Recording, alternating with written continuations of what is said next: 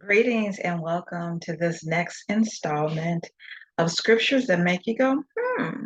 I'm Robin Sweet Ransom. All right, let's get on into it.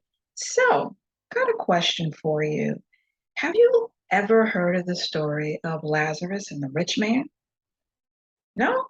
Have you ever heard the story about a man who was tormented in hell and how he asked God to send Lazarus to relieve his suffering? Yeah, it did happen. Well, at least the story happened. Now, whether or not these people were real life persons, we don't know. But it does lead us to ask the question, is a place of torment real? What was Jesus talking about here? And we see illustrated in this picture a man who is appears to be burning in hell, so to speak. And then you have someone holding another one in their bosom. Who is this supposed to be depicting? All right, travel with me to Luke chapter 16, verses 19 through 31, and we'll learn more about the Lazarus and the rich guy. It says, there was a rich man who was dressed in purple and fine linen and lived in luxury every day. At his gate was laid a beggar named Lazarus, covered with sores and longing to eat what fell from the rich man's table. Even the dogs came and licked his sores. Ooh. The time came when the beggar died and the angels carried him to Abraham's side. So in that picture, Abraham was being depicted there, who actually is depicting God. And it says, the rich man also died and was buried in Hades, where he was in torment or hell. He looked up and saw Abraham far away with Lazarus by his side. So he called to him, Father Abraham, have pity on me and send Lazarus to dip the tip of his finger in water and cool my tongue, because I am in agony in this fire. I doubt Lazarus could help out much with just putting a little drop of water on his tongue. But Abraham replied, Son, remember that in your lifetime you received your good things while Lazarus received bad things.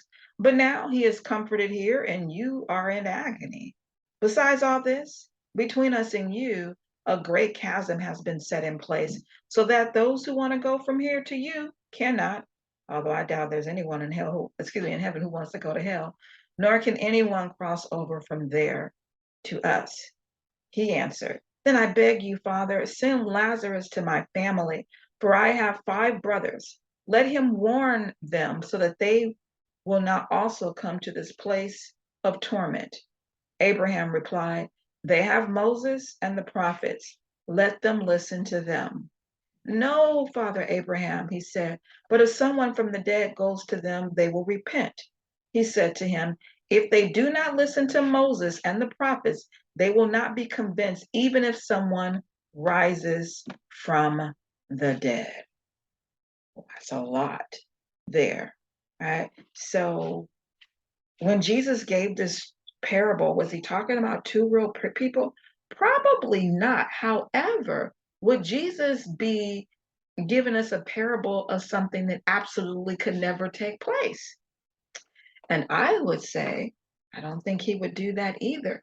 He really was describing for us that there's going to be a place where people go to, a hell, where they'll be tormented, right? And they'll be conscious of their torment and aware of the sins that sent them there. Yet going there is optional. So the question is, what destination will you choose? Will you choose to follow Jesus and end up in a place of rest? Or will you shun him and end up in a place of torment? Only you have control over the answer to that. And again, by continuing to take in knowledge, you are making your choice every day in how you live your life, whether or not you're going to live for Christ or live for yourself. All right, that wraps it up this installment of Scriptures that make you go, hmm. Join us next time. All right, see you soon.